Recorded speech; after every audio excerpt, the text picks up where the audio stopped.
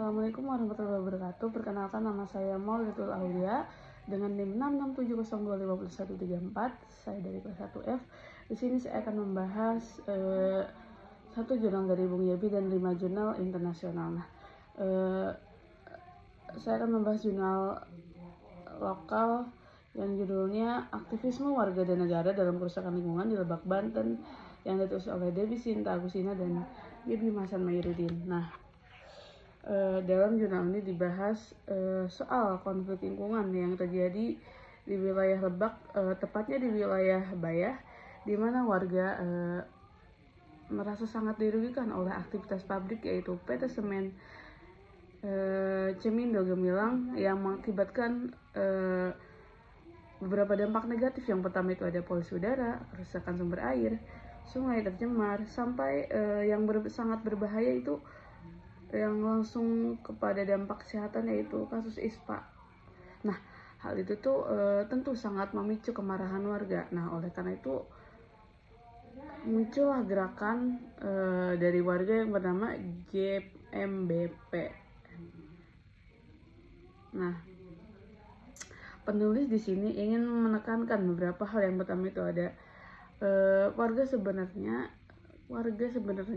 di lingkungan Bayah atau Lebak ini sebenarnya sangat aktif dan kritis.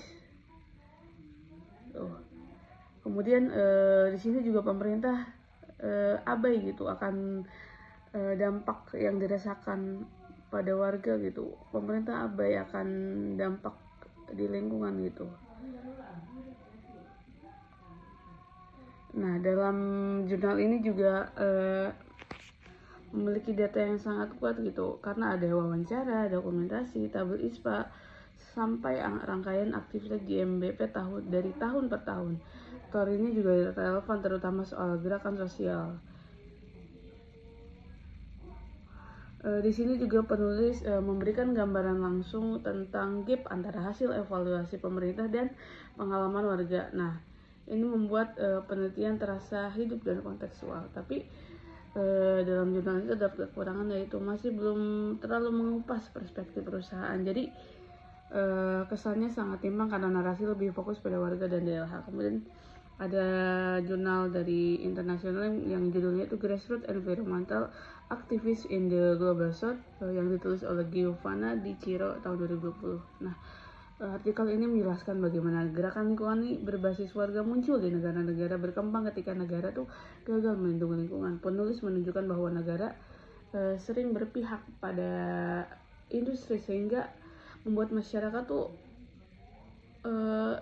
menjadi tersingkirkan gitu. Akhirnya masyarakat pun marah gitu dan melakukan protes, kampanye lingkungan, hingga kolaborasi dan organisasi lain itu. Aktivisme warga disebut sebagai bentuk politik tandingan terhadap negara dan korporasi. Artikel ini sangat relevan gitu. Kemudian yang kedua itu ada judulnya Journal of Environmental Management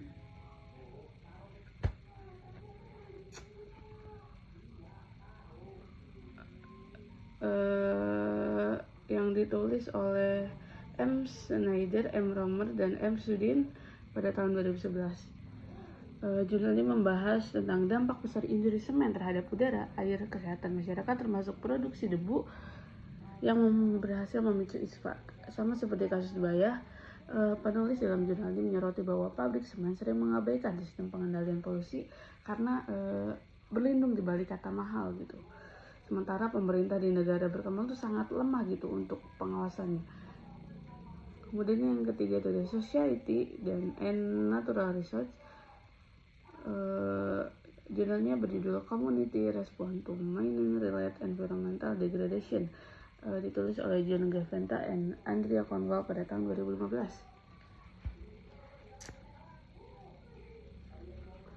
Jurnal ini menjelaskan bagaimana masyarakat lokal tuh membentuk organisasi untuk menghadapi dampak pencemaran akibat industri tambang. Mereka tuh menggunakan aksi kolektif, jaringan sosial, dan pengetahuan lokal untuk melakukan perusahaan. Artikel ini menekankan bahwa mobilisasi warga muncul karena rasa ketidakadilan dan ketimpangan kekuasaan. Kemudian yang keempat itu ada Environmental Injustice and the Politics of Unequal Exposure yang ditulis oleh David Bellow. Jurnal ini mengupas bagaimana masyarakat miskin dan daerah pedesaan sering menjadi korban akibat pencemaran industri. Penulis menunjukkan bahwa ketimpangan sosial membuat suara warga sulit didengar oleh pemerintah. Negara dinilai menormalkan pencemaran sebagai biaya pembangunan. Kemudian yang terakhir itu ada artikel, ada jurnal yang berjudul Sustainability Challenge in the Cement Industry yang ditulis oleh Karen and Ruben Snelling pada tahun 2016. Jurnal ini juga membahas tentang bagaimana industri semen dari salah satu penyumbang polusi terbesar di dunia. Penulis mengkritik perusahaan semen yang sering melakukan greenwashing. Perusahaan semen itu mengklaim ramah lingkungan, padahal faktanya sangat terbalik, di mana perusahaan ini tetap menghasilkan polusi yang tinggi gitu. Baik, terima kasih.